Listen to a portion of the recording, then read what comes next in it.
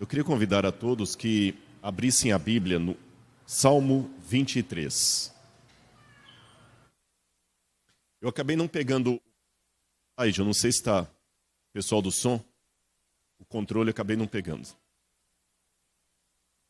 Eu vou ler o Salmo 23, que é o salmo que nós vamos meditar hoje. É um salmo muito conhecido da Bíblia. Mas quando eu fiz isso, como eu fiz aqui há 2 sábados atrás, eu vou pedir licença para fazer de novo com os irmãos. Obrigado. Que é olhar o texto dentro da cultura do Antigo Oriente Médio. O Salmo 23 diz assim: O Senhor é o meu pastor, nada me faltará. Ele me faz repousar em pastos verdejantes.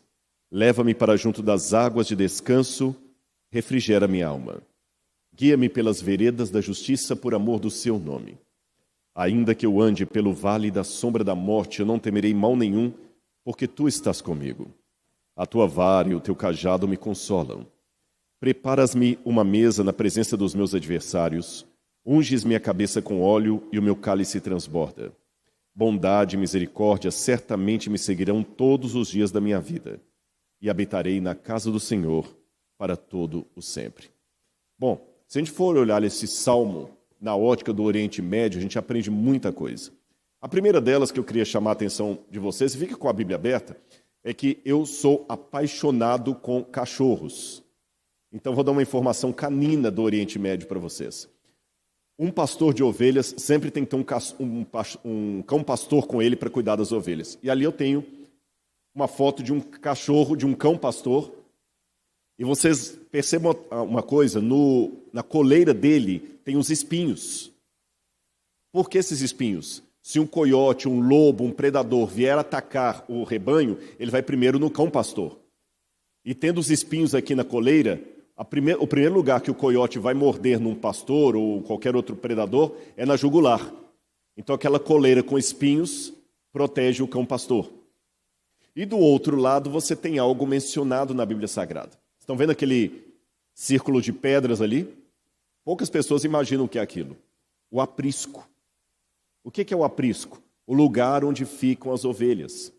Geralmente os pastores de ovelhas no Oriente Médio, você sabe que lá é o seguinte, não há pastagem igual temos no Brasil. E o local do deserto é o seguinte, dependendo da época do ano, aqui aparece água e uma nascente d'água. Depois passa o resto do ano, não tem nada, só pedra e arbusto. Às vezes aparece água lá, aí você tem que migrar daqui para lá. Por isso que os beduínos eram nômades, por isso que Abraão era nômade, porque você tem que seguir o circuito da água. A água aparece aqui, depois ela desaparece. Não adianta você ficar aqui com um acampamento, não tem água para beber, aí você tem que ir para lá. Então eles sempre acampavam. Por isso que o povo de Israel morava em tendas. E nesta questão de acampar e levar o rebanho consigo, você fazia um pequeno cercado de pedras, que eles chamavam de aprisco, e ali as ovelhas dormiam. E às vezes, guarde essa informação aqui, o local onde havia água e graminha para as ovelhas comerem, pasto, estava 3, 4 quilômetros longe do aprisco. Então a rotina de um pastor de ovelhas no Oriente Médio todos os dias, ainda hoje, é a seguinte: você acorda bem cedo, antes do sol nascer, conta as ovelhas, um pastor tem que contar muito bem, você conta as ovelhas para não faltar nenhuma, depois começa a tocar as ovelhas. Andam 3, 4 quilômetros até o lugar da pastagem, elas passam o dia inteirinho pastando ali, bebendo a água, depois conta todo mundo no final da tarde, volta para o aprisco. Agora, olha que interessante o aprisco ali, como falei com vocês. Por que faz daquele jeito? Porque à noite todo mundo tem que dormir e é uma maneira de proteger as ovelhas. Sabe o que alguns pastores fazem às vezes? Como vocês veem, o aprisco não é muito alto. Ele coloca aqui em cima daquela paredinha vários arbustos e gravetos com espinho para que nenhum predador pudesse pular. Agora, vocês notaram que só tem uma entrada no aprisco aqui na frente? Ali era a porta, mas não tem uma porta mesmo. Onde é que o pastor dormia? O que vocês acham? Na porta. E o pastor que fazia, às vezes, de porta do aprisco. É por isso que Jesus contou, aqui nós temos um outro exemplo de aprisco, esse aqui é um aprisco típico da época de inverno. Vocês estão vendo que tem uma pequena caverna ali no fundo? Então o que acontece? Aqui tem a porta, o pastor dorme aqui, as ovelhas ficam todas aí dentro, e na época do inverno elas podem aglomerar-se. Ali não tem problema, ficam protegidas contra o frio. Agora, Jesus certa vez falou uma coisa interessante no Evangelho de João. João capítulo 10, versículo 7. Eu sou a porta das ovelhas. Por que Jesus usou essa expressão idiomática, eu sou a porta das ovelhas? Porque era algo que eles estavam acostumados. O pastor que ficava deitado na porta do aprisco, e Jesus falou, quem entra por mim, tudo bem. Quem não passa por mim é o bandido que quer fazer mal para o rebanho. Jesus usou uma comparação de algo conhecido para uma lição espiritual. Agora vamos falar um pouquinho do Salmo 23.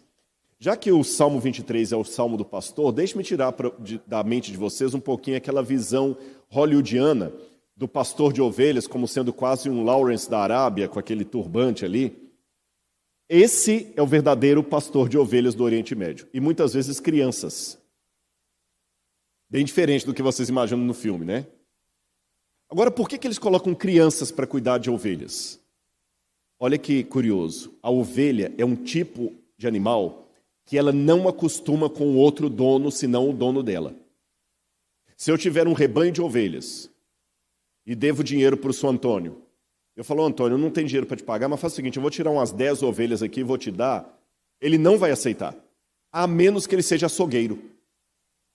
Porque se ele for pastor de ovelhas, sabe o que vai acontecer? As 10 ovelhas que eu passar para ele, elas não vão acostumar com ele. Elas vão definhar, vão morrer de depressão, saudade do dono anterior. Porque elas acostumaram com o meu cheiro, com a minha voz, elas não acostumam com outro dono. Só tem um jeito da ovelha passar de um dono para outro. É quando você coloca desde criança um menino ou uma menina para poder cuidar do rebanho com você.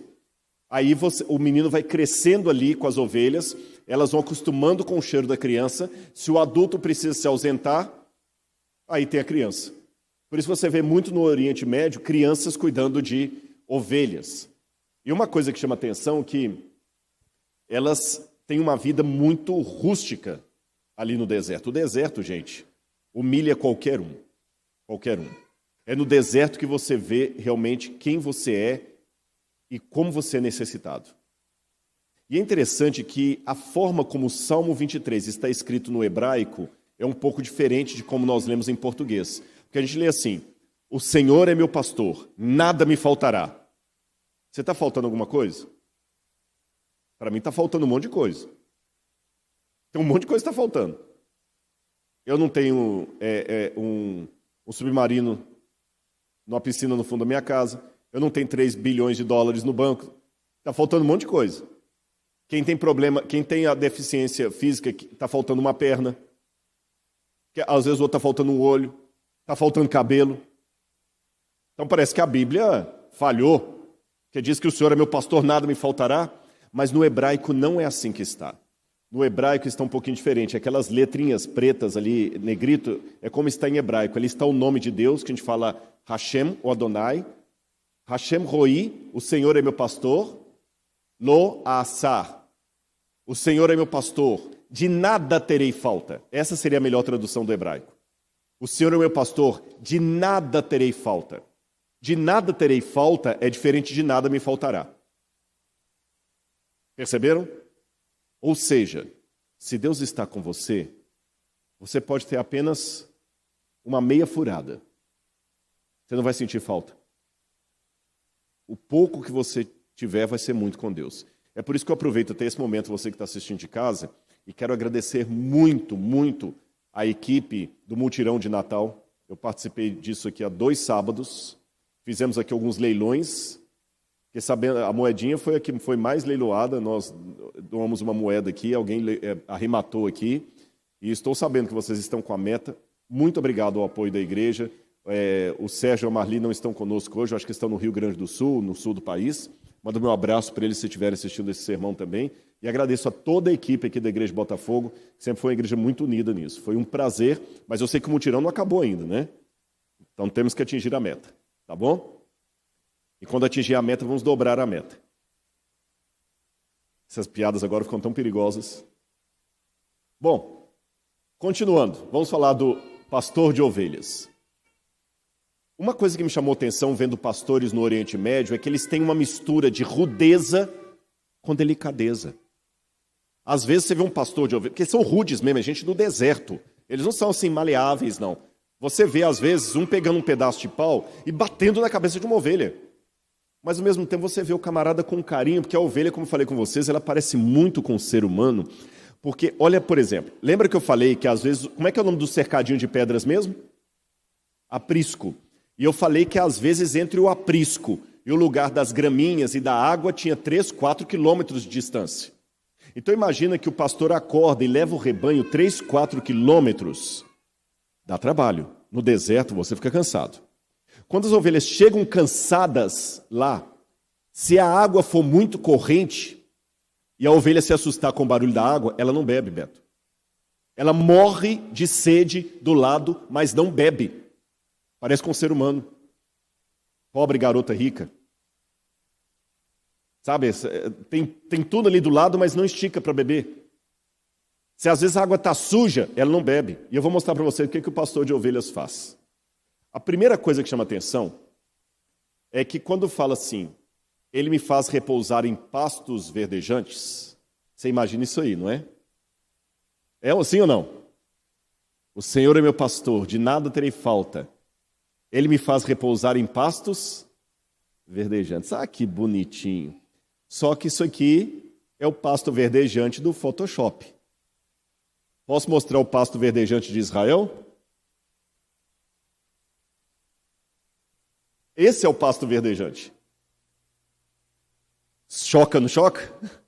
Vocês estavam esperando que era isso aqui, né? Historinha das crianças conta assim, a ovelhinha que o pastor levou para o pasto verdejante. Aí o arqueólogo vem e destrói seus sonhos. Esse é o pasto verdejante. Agora vocês entenderam o que eu falei? Que o início do Salmo, o Senhor é o meu pastor, de nada terei falta, tem mais sentido? Porque aquilo ali não é um banquete. Mas se a ovelha está com o pastor, é assim que Davi cuidava das ovelhas. Está tudo bem. Era esse o pasto verdejante. Olha aqui, quanto pasto verdejante, olha só. E eu disse questão da água, que às vezes a ovelha assusta, não bebe a água.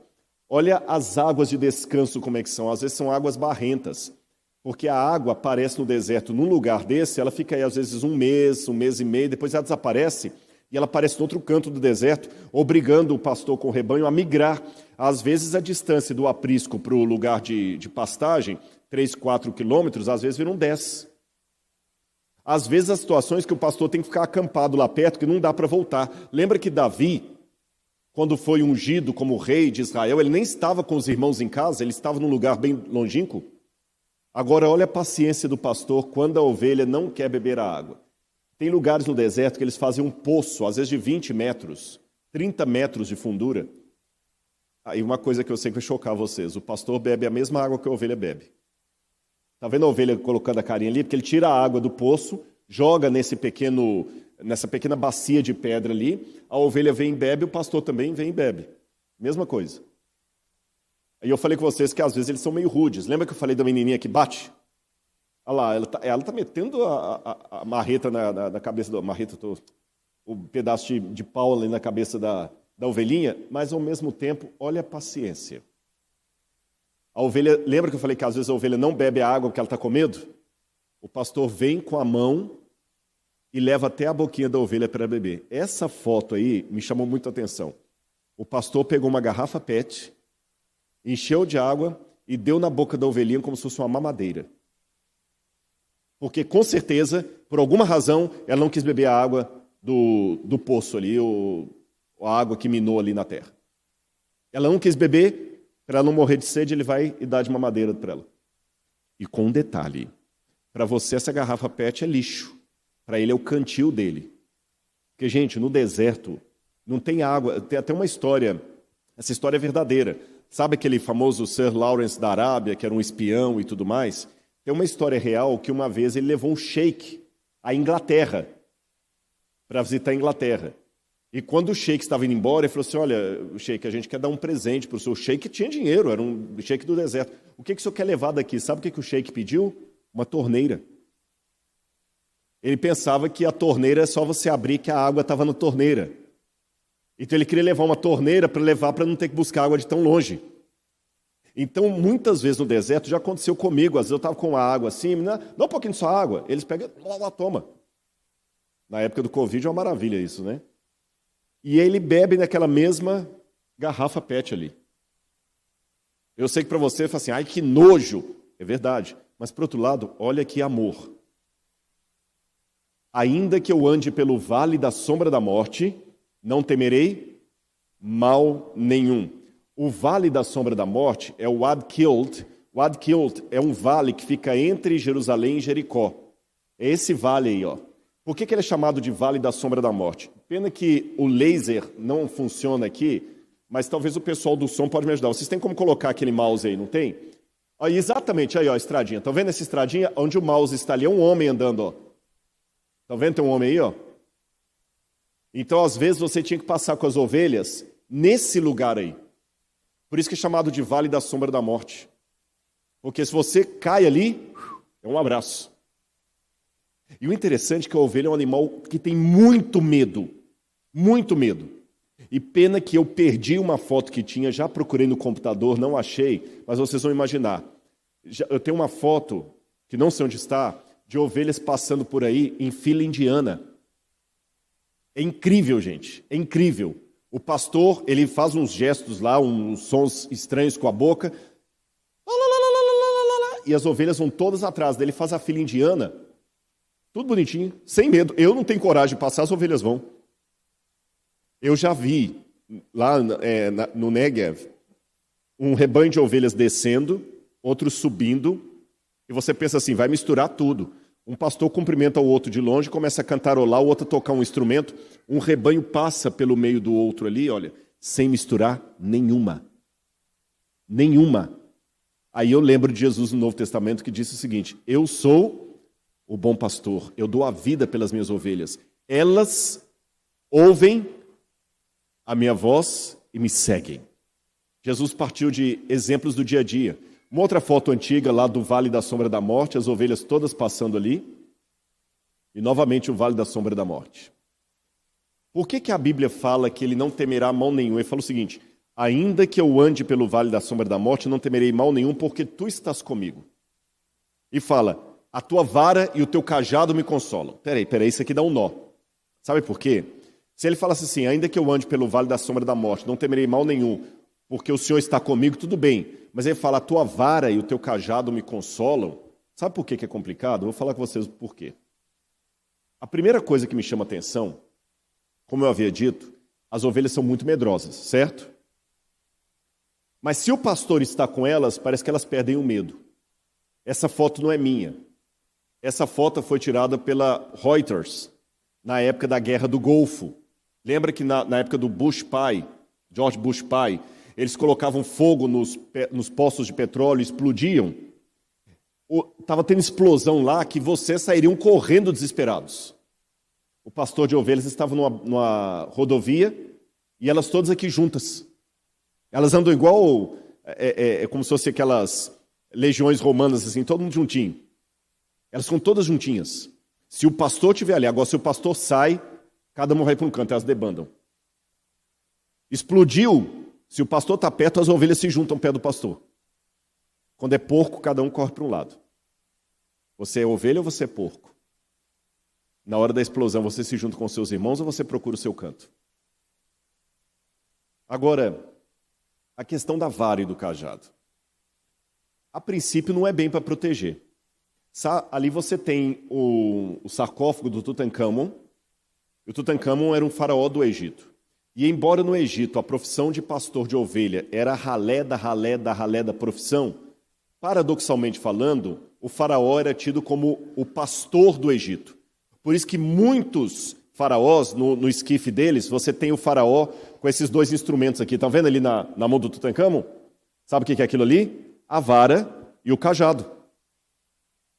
A vara é esse instrumento que fica aqui, que tem três assim, que é como se fosse um muchaco. É para bater na ovelha. É para bater. Aquilo ali é para bater na ovelha. Se ela sai fora do canto, você bate com aquilo ali nela. E o cajado, se a ovelha cai num buraco, você vai passar o cajado por ela, igual você passa um cabo de guarda-chuva por aqui e vai puxando. A tua vara e o teu cajado me consolam. Mas agora, como é que eu posso consolar você com o instrumento que eu bato em você? É curioso que se algum inimigo vier contra as ovelhas, o mesmo muchaco que o pastor usa para bater na ovelha, ele usa para defender o rebanho. A mesma vara.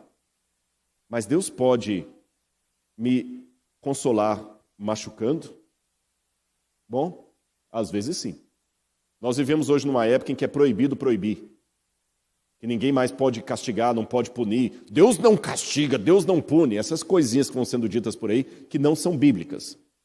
Podem ser politicamente corretas, mas não são bíblicas. Deus fala na Bíblia, eu castigo e repreendo a quem eu amo. E muitas vezes na vida eu só cresci com aqueles que me puniram. Eu vou contar uma historinha para vocês.